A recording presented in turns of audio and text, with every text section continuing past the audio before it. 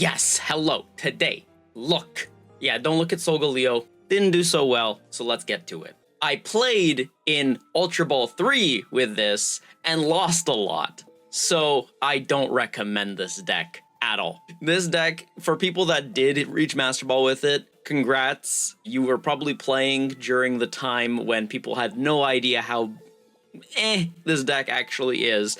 Yes, you can rank up with this, yes, with enough games, sure, but the win percentage is going to be so bad. And honestly, if I hadn't played this at the beginning thinking maybe this would be fun, my win percentage could be higher. So let's talk about a deck that actually did have some success while I was ranking up into the ladder. So here is Lycanroc. I've made a deck profile on this. You essentially put Rockruff in the front, you search for your Lycanroc, and then you hopefully have a Skull Fossil in hand to play down and get into Rampardos as quickly as possible to overwhelm your opponent before they can really do anything.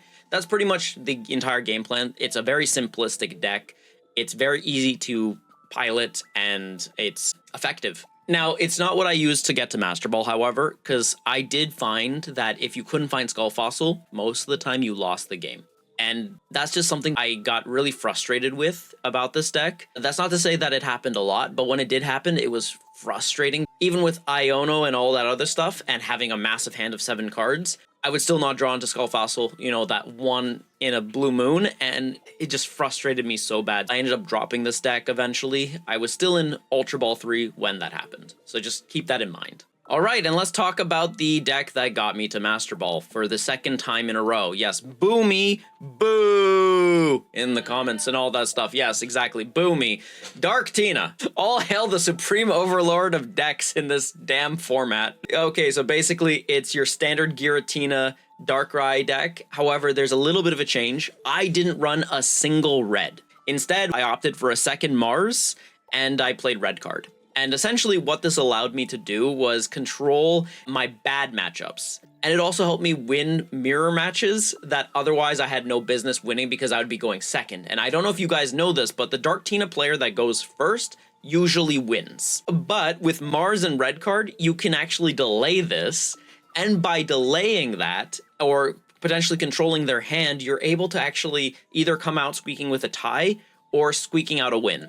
And I actually won all of my matches, bar one, where I tied it. And I was going second every single time, so I was just getting really bad coin flips, but I was able to control them. And that's not to say that this deck with red card and Mars will always net you a win. You will still lose games. This is just inevitable. There were games where I bricked and only had Darkrai the entire game, and just the one. So usually when that happened, it was GG's. I couldn't do anything, right? Especially if it's against a Zard player and you don't have red card or Mars, then it's generally over. However, what I love about this deck is it's super consistent. It's great for players that are very unlucky or perceive themselves as very unlucky. So it really helps with consistency. It really helps with being able to play the game and not feel like you're coin flipping every single game that you play. And that's why I opted to play this, because I don't have to rely on rare candy. I don't have to rely on pretty much anything other than just self-sufficient Pokemon. And that's why I was able to get to where I was. So as you can see, I ended up in Master Ball this season with a 67% win rate. I mean percent, sorry.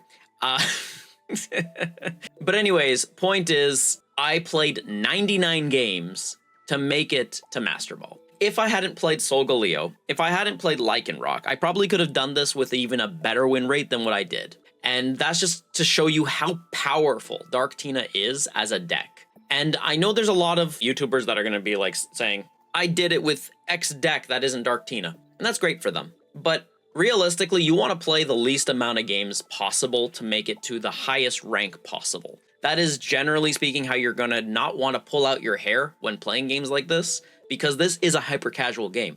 I don't know if anyone's been telling you this, and I think someone needs to tell you this. This is not a super competitive game.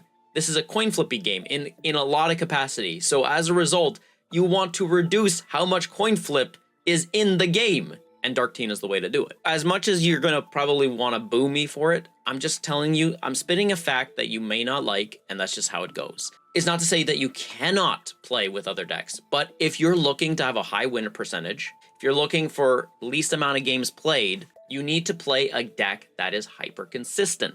And as long as it is, then in that case, it'll be fine. So Darktina is just a great one for players that are getting tired of losing constantly. Now, let's go over a deck I did not play, but I fought a lot against. I basically tried this deck out, and it has very good success against Darktina decks, simply due to the fact that it has Oricorio, and also the fact that it has a giant beefy wall like Snorlax. Now, Snorlax itself isn't really the reason why Darktina falters. It's actually Greninja and Oricorio that really causes it.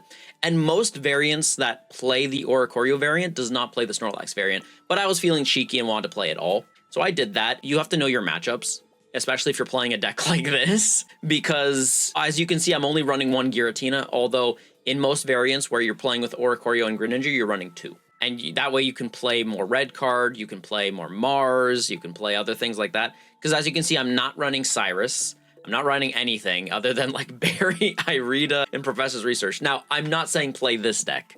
If you were to play this deck, we would make some changes. Like we would drop the Snorlaxes, we would drop the berries. I'd put a Mars, I'd put a red card, I'd put a Cyrus, I'd put another Giratina. There you go, and that's the change that I would make. That would greatly help out this deck specifically if you want to run Oricorio. Now, if you're playing the Snorlax variant, you're dropping the Oricorios, you're putting in extra Giratina, and then you're putting in a Sabrina or a Cyrus. I personally think that Cyrus is the better play just because Greninja's there. And yeah, that's basically the changes that I would make to this deck. But as you can see, this deck I'm playing right now is literally built around the idea of just, I want to play it all. I want to try it, just see how it goes. And it's fun to play. It definitely can do well, but I would definitely streamline this deck more if you are going to play this. Otherwise, stick to Darktina or whatever deck that you have. Great decks to play in Master Ball include Charizard, so Newzard. Here is the deck list that I cooked up. It's very standard. It's not anything like out there crazy. One thing that I would probably change is that I would probably drop the Pokemon Center Lady and put in a red card, just one. And that way it would allow you to basically control your opponent's hand, especially if they draw too much. It's great right after someone Professor's Researches. That's usually the best time to use a red card, and it usually screws them over. If you don't like red card, just play like this, it's fine. Other decks that you could play, although I probably wouldn't recommend it as much, is just a pure Zard build. This one is the one that I'm playing. I probably would drop the Guzma. I don't like the Guzma. I think I would probably go with a red card as well. That's not to say that Guzma's bad. It's just to say that Guzma is very niche right now. The meta has really shifted and tools aren't as prevalent as they were in the past. So there you have it. That is basically the deck profiles. That is essentially what I would recommend. Number one deck to play most likely is Darktina. If you don't like that, tell me what decks that you are currently playing and seeing if maybe we can cook something up in the comments below on how we can help you out. I have an entire Discord community set up so that way we could help each other out to get to Master Ball rank or whatever rank you want to achieve. I'll leave in the comments down below my Discord link, as well as I will leave it in the description so that way you guys have access to it. And if you want to join and if you need some coaching, I'm here for you. With that being said, that's the Widgio. Thank you guys so much for watching. Have yourselves a salty day, and I will see you in the next Widgio.